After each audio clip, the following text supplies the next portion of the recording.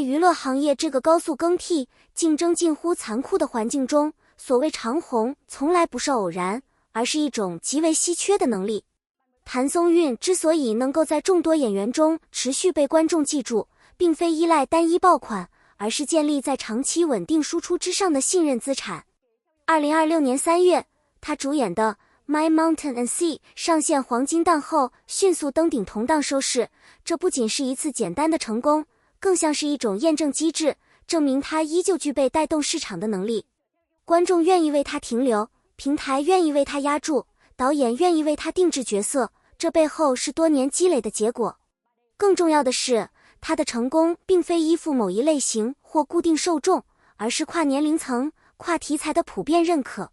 这种稳定吸引力在当下尤为珍贵，因为它意味着他已经从演员升级为内容保障。谭松韵的成长路径恰恰击中了许多普通人内心深处的共鸣。他不是天赋异禀的天选之人，而是通过一步步努力走出来的演员。出生在普通家庭的他，没有资源加持，也没有捷径可走，唯一能依靠的就是坚持与耐力。早年间的训练生活严格而单调，他需要不断重复基本功，接受批评，甚至面对被忽视的现实。但正是在这种环境下，他逐渐建立起扎实的专业能力与心理韧性。进入影视行业初期，他饰演的多是边缘角色，没有光环，也没有关注度。然而，他并没有因此动摇，反而把每一个小角色都当作练习场。他清楚，真正的成长往往发生在无人注视的时候。当机会来临时，他已经准备充分。这种慢热型成功虽然不耀眼，却更加牢固，也更具持续性。在流量主导的时代，许多演员选择快速曝光、频繁营销，以求在短时间内获得最大关注。但谭松韵却始终保持克制，她更愿意把时间投入到角色本身，而非外界喧嚣。这种选择在短期内或许不会带来爆炸性话题，但却在长期中形成了质变。观众逐渐发现，他出演的作品很少让人失望，他的角色几乎都有记忆点。于是，一种信任循环开始形成，观众因为信任而观看，作品因为观看而成功，他也因此获得更多优质机会。这样的循环比任何营销都更有力量。他的职业路径说明了一点，真正的竞争力不是曝光量，而是被反复验证的稳定表现。当行业回归理性时，这种积累将成为最坚固的护城河。真正优秀的演员从不会被某一种类型定义。谭松韵之所以能够持续被市场需要，很大程度上源于他对多种角色的精准把控。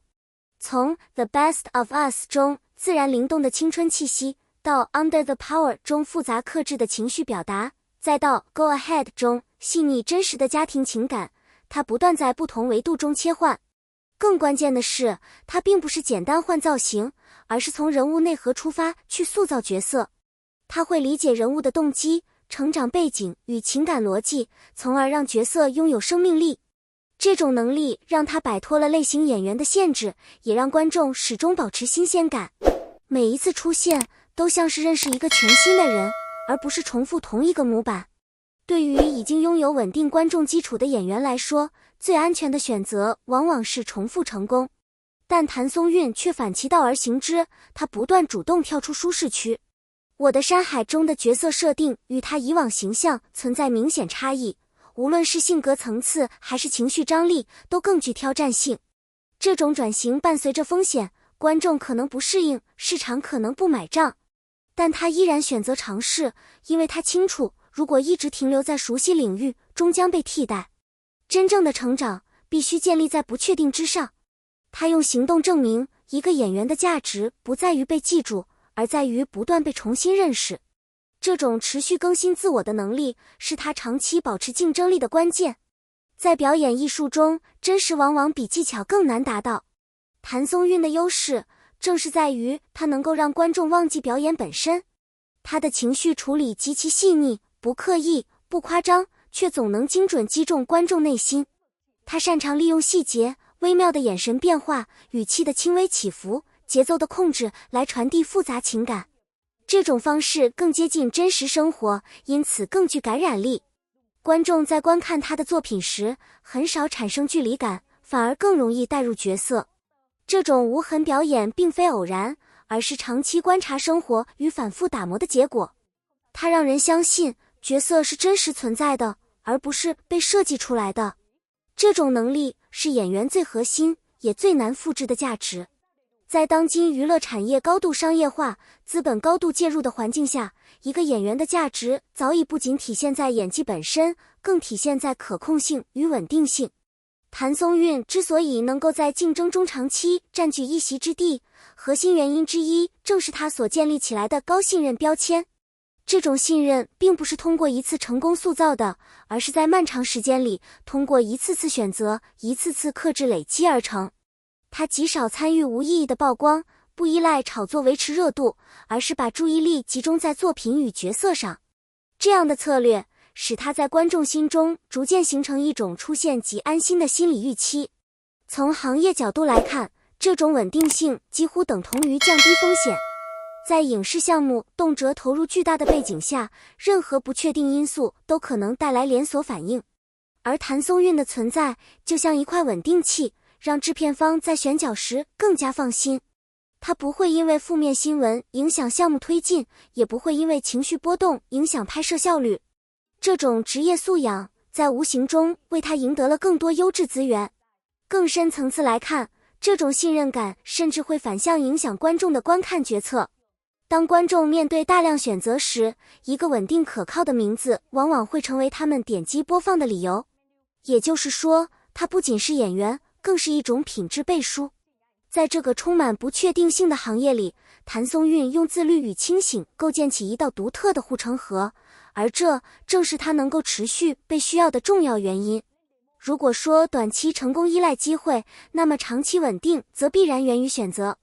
回看谭松韵的职业轨迹，可以清晰看到一种极为理性的路径规划。他从不急于求成，也不盲目跟风，而是始终围绕可持续发展进行自我建设。在一个被流量与热点驱动的行业中，这样的选择看似保守，实则极具远见。他清楚，演员的生命周期并不取决于一两部爆款，而在于整体作品结构的质量。